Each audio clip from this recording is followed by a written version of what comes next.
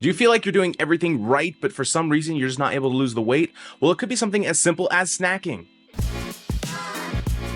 I'm Mike, I'm a fat guy who's trying to not be fat anymore by making lifestyle changes, and in this video we're going to be talking about snacking. So snacking is a really common habit that a lot of us do throughout the day, but when it comes to our weight loss journey, it's important to understand how snacking can impact that progress. So of course, we all snack. It seems like, it's really convenient to just grab like a quick bag of chips or some nuts or whatever, just something to be eating, to nibble on while you're watching TV. But snacking poses a lot of problems, and really, especially when it comes to your weight loss journey, but one of the main reasons that snacking slows us down when it comes to weight loss is because you lack the awareness of your calorie intake. Those little bites and nibbles really add up quickly when it comes to your, again, calorie deficit that you're trying to implement to lose weight.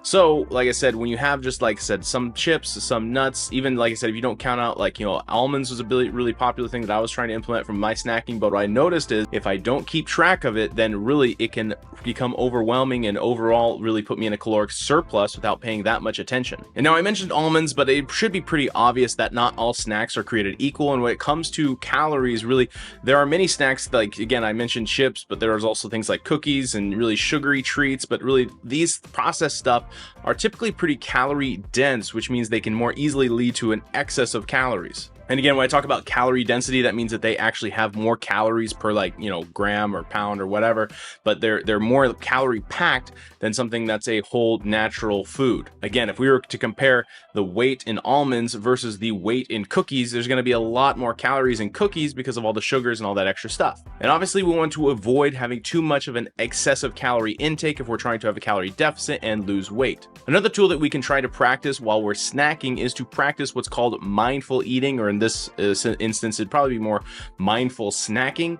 And this can help you make healthier choices and manage your caloric intake more effectively. And really, like I said, it's a strategy that you're focusing, you're pausing with each snack, each bite, and you're not being distracted with TV, and that you're just, enjoying whatever snack that you're having and not having a bunch of other stuff that's, influencing, and you kind of lose track of how much you're actually eating and disconnect really between your body and the food that you're consuming. And along the same lines of mindful eating or mindful snack, there are some other strategies or techniques that you can incorporate into your, really, I would say, snacking routine, but it's probably more of just, food intake throughout the day. The first one I recommend is trying to pause before reaching for that snack and ask yourself, are you truly hungry, or are, you just bored? That's something personally I think has been really helpful for me, is just to realize that I'm not actually hungry. I'm not actually even craving for this thing.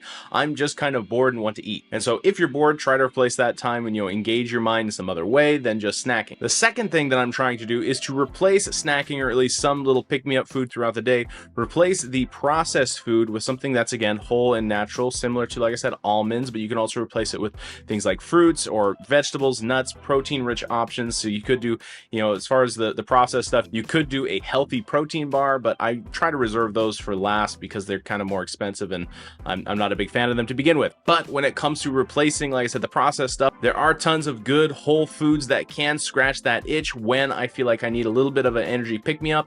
And like I said, I'm focused on it, and I'm not going to be snacking while I'm watching TV. I'm trying to, again, practice the mindful, and then also practice when I do snack, eating good foods. And then the third thing that I'm doing when it comes to snacking is I'm trying to track everything. I'm not just mindlessly grabbing whatever snack out of the bag and then just eating it until the bag is done. I'm actually weighing out the portion that I'm about to have. And so, some of this is portion sizing, but a lot of it, like I said, is tracking it. So I'm going to, again, almonds is just the example I'm using for this video, but when I have almonds, I'm going to put those almonds in a bowl from, the massive bag that I get at Costco or whatever, but I'm going to put them in a bowl and I'm going to weigh out however much serving that I get, and then I eat those almonds, and then that's it. So I don't have this risk of potentially overeating and having, again, a caloric surplus when I'm trying to be in a caloric deficit. So if you're going to snack, I highly recommend using those three techniques that I've been using. Like I said, snacks are great to give you a little bit more of an energy boost throughout the day, or, if I'm going to have a workout in about an hour, maybe I'll have a snack before if I don't have a full meal. So I'm not saying remove snacking or remove it completely from your calorie intake or your diet planning, but what I would recommend is that you manage your snacking habits more effectively to make a bigger difference. And again, like I said, there are lots of tips and tricks that you can take in with that. Like I said, those three, but really it comes down down to planning your snacks ahead of time and have them really readily available, you know, the good snacks that you want to have, and try not to have the, you know, the bad snacks in the house if that's something that you can do. If you're living with a significant other, or, you know, you've got kids, wife, whatever, it's like you can't tell them they can't have snacks. You have to be responsible and not eat all your kids' fruit snacks because, you know, obviously they're delicious. So remember, snacking doesn't have to sabotage your weight loss efforts. Like I said, I'm not telling you to remove snacking. I'm just saying if you implement these techniques, be more mindful with your eating, and again, try to utilize snacking appropriately so it really helps you in your weight loss journey rather than sabotages it altogether.